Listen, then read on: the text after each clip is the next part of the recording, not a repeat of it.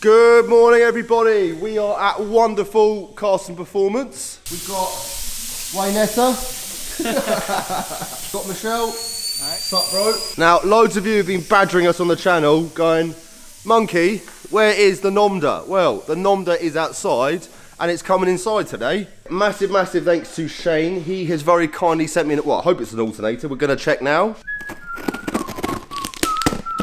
My old alternator was pretty fucked. It kept overcharging and destroying batteries, so hopefully this one is going to fix the issue. Right, there we go. Very professionally packaged, I will say. Very good man, Mr. Shane. There we go. One used alternator. Very nom-nom. Scousey and I are going to pull the Nomda into the workshop very shortly. We're going to be fitting the new or used alternator. We're also going to be fitting a new battery and checking out the full turbo kit from Racetech. The turbo kit came actually back in December, but we've been really sort of busy doing other cars. Today we're actually going to get the turbo kit out, have a good look through the kit. I've also got a load of other bits to do like cam belt and water pump, but we'll get a chance to do those later on in the week. Big shout out to all the new patrons we've had on board. I think we've had about 40 extra patrons since the YouTube video that I made. As I said yesterday, if we can get up to 500 patrons, I will get a unit or a base, a Monkey London headquarters, so we can literally bring you guys non-stop content. Collectively, all these small pledges of £1.50 or $2 will add up, and over time I'll be able to bring you guys some really sick content. So I'll keep pushing the Patreon. I'm just going to do a little bit of editing now, have a cup of tea, and then when Scousey's finished doing the tyres, we'll bring the Nomda in and commence.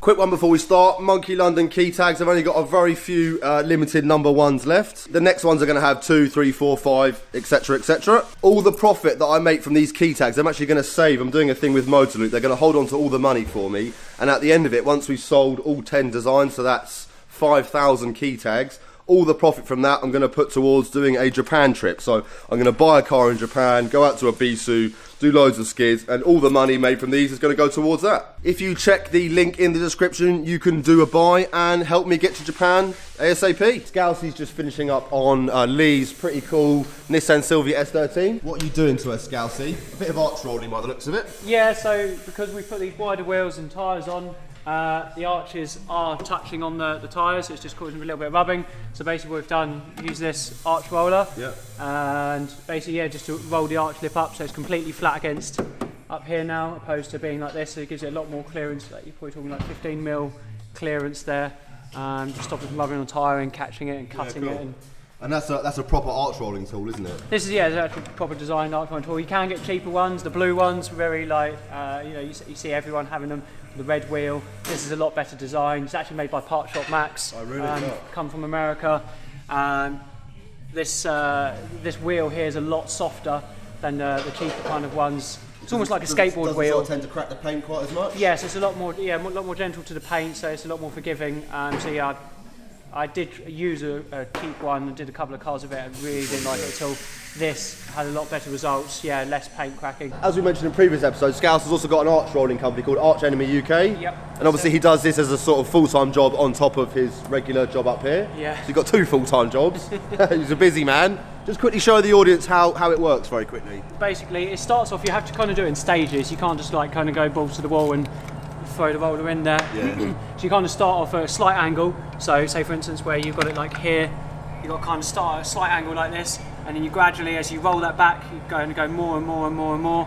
And you're effectively just trying to sort of press that lip away, essentially. Yeah, essentially all you're doing is applying light pressure to the arch lip, and then with this arm here, basically just slowly puts force on it, swinging the arm out, putting light pressure on this arm, and you're evenly going over the arch, like kind of like this, just kind of putting pressure on. Yeah. You can kind of feel when it's a bit too tight, so you kind of take off a bit and add a bit more on, and then you just keep going with it until you got a nice flat lip. If you guys look up here, normally this edge here, this lip, is actually sticking out about here.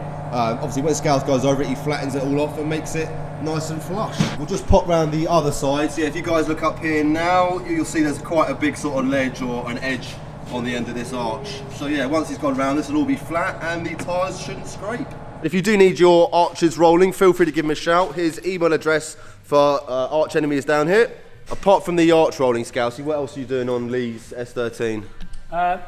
She's done quite a few bits to this actually. We've done 5-stud conversion all round. Yeah. Coilovers, fitted an exhaust, which didn't fit. We had to do some adjustments to make it fit. Yeah. Front brakes. So we've got new front calipers up front, off what? A Nissan Skyline R33. Cool. He got some custom brake hoses made for him. He decided he wanted to go for blue. You can get them done in pretty much any colour you want. New pads and stuff? Yeah, new pads in there. Discs are used, as you can tell, but they're very good condition. Yeah. He might have had them skimmed actually. And did he do a clutch on this as well? Yeah, it's had clutch, cam belt, water pump. Cam covers were leaking, which we also replaced them with. I'll find some to show you. Basically, the little half moon little gaskets you get at the back, the rubber ones. They always like shrink and distort and cause them to leak. It's most common problem why they leak. Same with the Skylines, the RBs. And so we replaced them with like billet aluminium ones, so you don't get that problem in the future. Cool. A lot better. There is a little bit of rust underneath this car, which Lee's actually going to go and have welded elsewhere, isn't he? Because it's quite a big job. It's quite a bit of rust repair it needs doing, and I do some rust repairs, but this needs quite a few bits doing. Quite a few bits, yeah. Yeah, it was going to take a little bit of time, so it's unfortunately not something I'm willing to take on right now. Yeah. What time is it, Scousey? Right, what time is it, Scouse? It's about 3:15. No. Dick. It's time for the Nomda! Woo-woo! Hopefully, after today, we won't actually need to tow this car anymore, because it's getting a bit tiresome.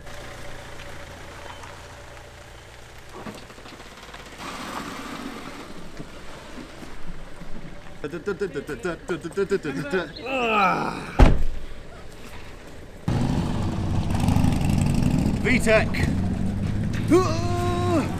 Oh, got cold hands doing that. Woo! Ye old Civic is now in the workshop. Scouse just actually remarked how crap my brakes feel. I've actually got a slightly larger 1-inch master cylinder going, which should hopefully give me a bit more pressure in the pedal. We've already got a brand new Bosch battery because the other one was fucked and was swelling. First port of call is to start removing some of the ancillaries and remove the alternator, which is just down there. Scouse is going to start removing the alternator. In the back here, we've got all the turbo kit from Racetech, so I'll start chucking this out on the floor and we will go through it. Here are all the new parts, the turbo kit and all the other bits we've got to go on the car. First things first, we've got a 1-inch master cylinder, complete with servo. That should make my brake travel feel a lot nicer. Right, turbo kit. Oh baby. Let's have a little looky. Many bits. Right, first things first, the turbo. One freshly rebuilt TD05. Very nom-nom. If you look in here, I've actually had the internal wastegate where the actuator would connect to. I've had that all welded up. Obviously, we're going to be running an external wastegate in the form of a Turbo Smart 40mm, which is here. Here's the wastegate, a brand new 40mm Turbo Smart item, very nom-nom. In here we've got lots of other silicon pipes. We've got what looks to be a down pipe. If I can get that out. That's the down pipe. You see on the flange here, obviously it's welded on one side because we're not going to be using the internal wastegate. Nice bit of flexi on the bottom as well, just to take out some of the stress. What else we got in here? Probably the screamer pipe, I would assume. Here we go, one screamer pipe. Coming to a town close to you very soon. Nice bit of intercooler pipe work. We've got a few more silicon joiners. We've got loads of T-bolts, loads of clamps.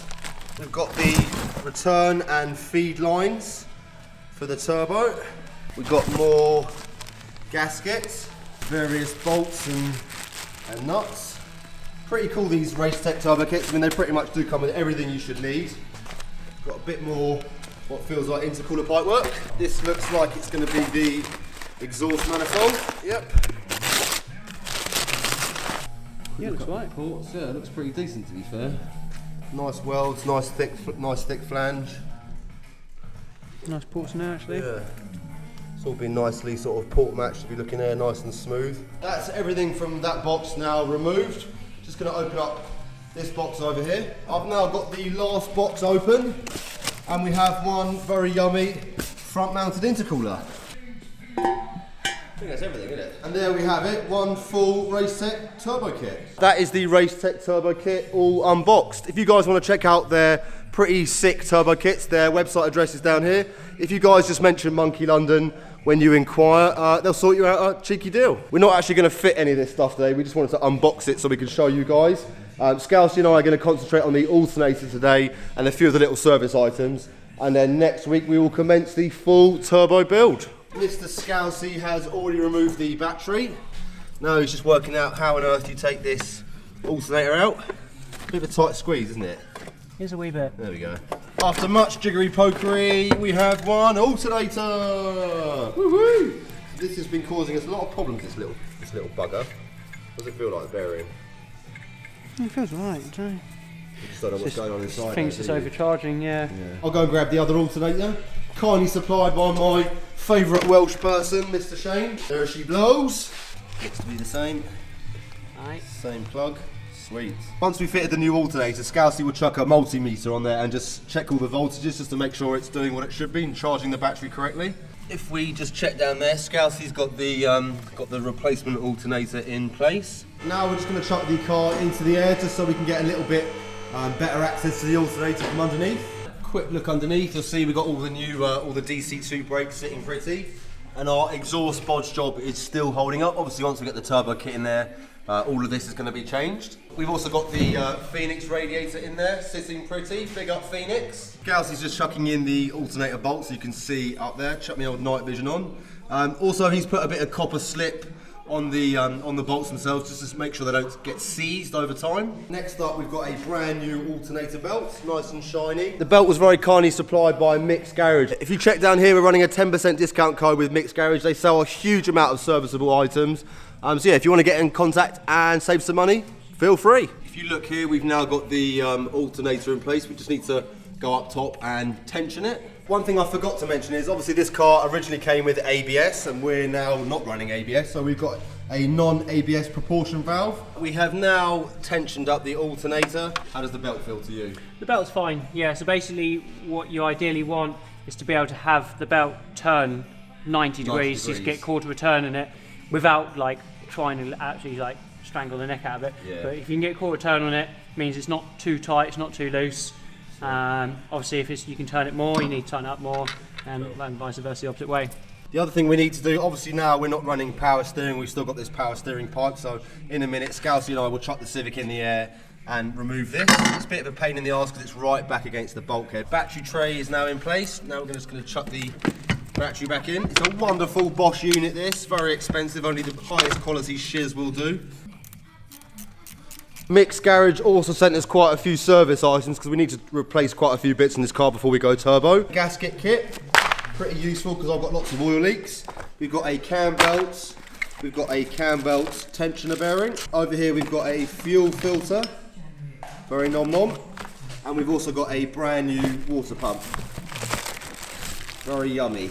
Look at the size of this, is that a Maybug? Yeah. Ah! We think it's a Maybug, but we also think it might be a stag beetle, a female stag beetle. Yeah. We're not really into our wildlife here, so if you're a wildlife fan, you know what the fuck this bug is. David Attenborough, if you're watching, please comment. Yeah, let us know below. Now got the car back on the floor, we're just going to check the battery with a multimeter. What results are we looking for, Scouse? So, okay, that's absolutely fine there. Yeah, you want about 12.4 on the battery. And then when it's running, we want to see the alternator charging between 13.8 and 14.2. Cool. So let's start her up. Start her up, baby.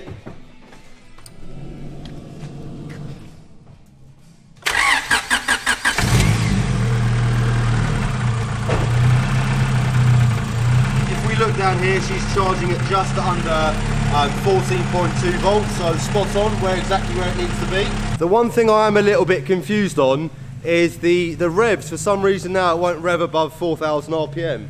Since we've had all these electrical gremlins, this is now started doing this. It's almost like it's got fucking launch control or something, but yeah, bit of a weird one. If anyone in the comment section has a clue as to why this Civic won't go above 4,000 RPM on an idle, feel free to put a comment down below, see if you can help us out. Last thing we're going to do today before we go home is fit the new plates Very kindly supplied by Mr. Lonsdale.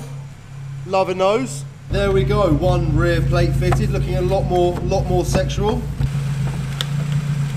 Much better. She's loving that, man. There we go, Civic looking a lot fresher already. Massive thanks to Mr. Lonsdale, what a start. That is today's episode all done. We're going to be cracking on with the Civic in about 2 or 3 days. Hope you guys enjoyed this video. Big up Mr. Scouse, absolute legend. Make sure to check out my Patreon out down here. Give the video a like, put any comments down below. I'll do my best to get back to you. And we will see you soon.